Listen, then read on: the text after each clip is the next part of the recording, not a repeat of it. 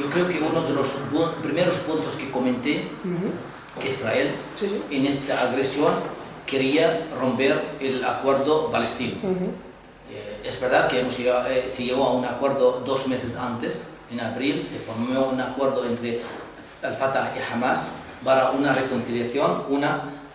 Se dimitió el gobierno de Hamas en la Franja de Gaza y se creó un gobierno de coalición que le llaman tecnócratas. Ninguno de ninguna organización, ni de Hamas ni Al-Fatah, son personalidades entre comillas independientes, aunque en Palestina la verdad de independencia no existe en el término lógico.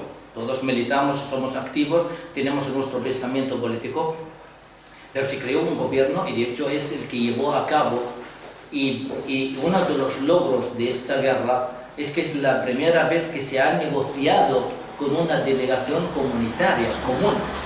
En Egipto se ha negociado una delegación común y la resistencia, había un acuerdo entre las facciones y la verdad, había una unidad en el terreno militar y había una unidad en el terreno político, y las dos partes han asumido tanto el combate en la Franja de Gaza como el combate político para las negociaciones, y ninguna fisura.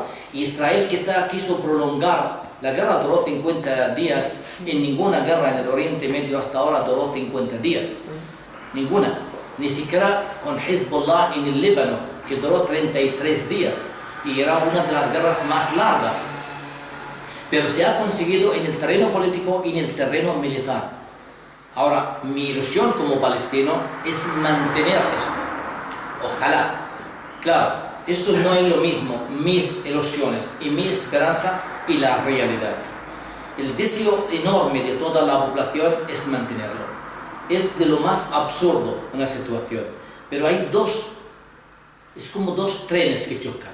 Uno cree únicamente en la negociación, a pesar que la negociación se fracasó rotundamente, y otro cree en la resistencia como una única opción, y no acaban de cuajar, que es el deber de un movimiento de liberación nacional y crear un proyecto nacional palestino común, de negociar y respaldarlo con la resistencia y el derecho de un pueblo. Tú no puedes paralizar la lucha porque estás negociando. Nadie lo ha hecho en la historia. Además, a mí me angustia, y quería hablarlo el tema sobre este punto y no lo he comentado, sobre ese discurso que se maneja en todo el mundo. Hablas con uno de derecha y hablas con uno de izquierdas, a nivel político, a nivel nacional, y te contestan: estamos a favor del pueblo palestino, tenéis que negociar y llegar a una conclusión. A mí esto, todos lo dicen igual. Pero señor, ¿de qué estás haciendo? ¿Tú sabes lo que estás diciendo? ¿Por qué a nosotros nos exige negociar? Vamos a ver. En la crisis de Ucrania no tardaron 4 días para hacer sanciones a Rusia. 4 días. Independientemente, tienen o no razón, yo quería ver, no negociaron. ¿Por qué no negocias? ¿Por qué no vas a negociar con Ucrania y negocias con Rusia y llegas a un acuerdo con Rusia? ¿Por qué empiezas a hacer sanciones? Con nosotros no, tenemos que ir a negociar.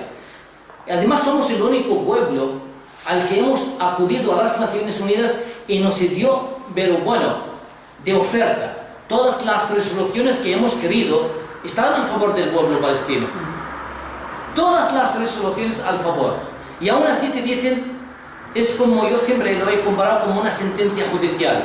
Tú acudes a un juez y el juez te dice, tienes la razón, el otro es el criminal. Pero lo siento mucho, tienes que volver a hablar con él. Pero acabas de decirme que es el criminal y tienes que meterlo en la cárcel. ¿Cómo me exiges a mí, la víctima, que tengo que volver a convivir con él? Pues es lo que nos pasa. Las Naciones Unidas nos da toda la razón, pero nos exige sentar a negociar con Israel. ¿Israel qué nos dice? Llevamos 20 años. Tenemos más tiempo en negociación que combate. La resistencia palestina tiene un corto menos tiempo de resistencia que negociar con Israel. Y 20 años, ¿qué nos dio Israel? Nos dio más asentamientos, y más colonos y menos territorio. Es que ni siquiera sé para qué negociamos. porque cada vez estamos perdiendo terreno. Y la respuesta palestina, ¿qué tenemos? Somos el único pueblo que tenemos dos gobiernos sin tener Estado. Había el gobierno de la Franja de Gaza y el gobierno de Ramallah. A mí, le digo como palestino, me angustia escuchar el ministro palestino. Mira, la palabra de ministro significa soberanía. Pero si tú para moverte necesitas en el checkpoint un permiso del soldado israelí de turno, y de forma caprichosa puede permitirte como no permitirte, ¿de qué estamos hablando? Hemos creado una telaraña alrededor de nuestro, y la verdad es la hora de romperla. No, señor. Mira, decía unos que el holocausto representó el entierro de la razón humana en aquel momento. Sí. Pero la cuestión palestina está haciendo un entierro al derecho internacional y a la humanidad. Porque si somos conscientes que está frente a nosotros uno de los peores estados que cometen y violan todas las resoluciones de las Naciones Unidas, y tenemos un silencio, que en un momento vemos que hay un despertar, todos se levantan, no pueden seguir así los palestinos, y días y vuelve otra vez a dormir. Estamos con un síndrome bipolar, unos segundos con nosotros y el otro de forma extrema en contra de la población palestina. Pero eso tenemos que recomponer nosotros el discurso nuestro, el discurso y el proyecto nacional palestino. Es muy importante que reorganizar el liderazgo palestino, pero reorganizarlo sobre un proyecto.